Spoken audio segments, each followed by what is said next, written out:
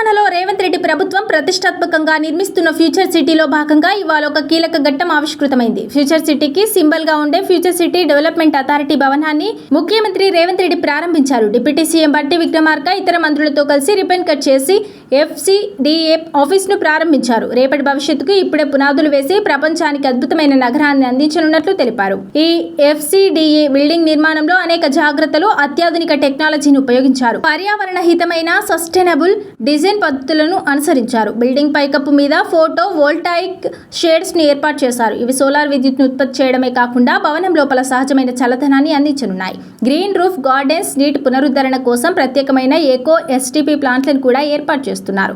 వర్షాల ద్వారా వచ్చిన నీటిని ఒడిసిపెట్టి రీఛార్జ్ చేసే విధానం, వ్యర్థ జలాలను శుద్ధి చేసి వాటిని తిరిగి మొక్కలకు పోయడం వంటి చర్యలు పర్యావరణ పరిరక్షణకు అద్దం పడుతున్నాయి. ఇక ఆ బిల్డింగ్ చుట్టూ ఉండే ల్యాండ్ స్కేపింగ్ లో దేశీయ మొక్కలకు ప్రాధాన్యమిచ్చేలా బయోవర్సిటీని కాపాడే చర్యలు చేపట్టారు. గాలి నాణ్యతను మెరుగుపరిచేందుకు బయోఫిలిక్ డిజైన్ ద్వారా లోపలి గదుల్లో కూడా పచ్చదనాన్ని నింపేలా ప్రత్యేక ఏర్పాట్లు చేశారు. ఇక ఈ భవన నిర్మాణంలో వాడిన గాజు ప్యాకెడ్ కేవలం అందం కోసం మాత్రమే కాకుండా వెలుతురుతో పాటు ఉష్ణోగ్రతను తగ్గించేలా ఉంటుంది.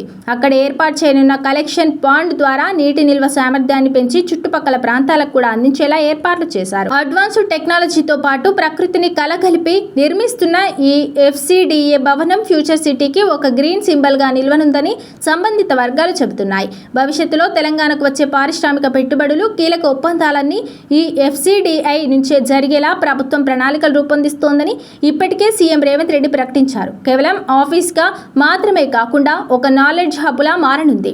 IT, ఫార్మా, ఇతర రంగాల ప్రతినిధులతో చర్చలు జరిపేందుకు స్పెషల్ గా కాన్ఫరెన్స్ హాల్స్ రెడీ చేశారు.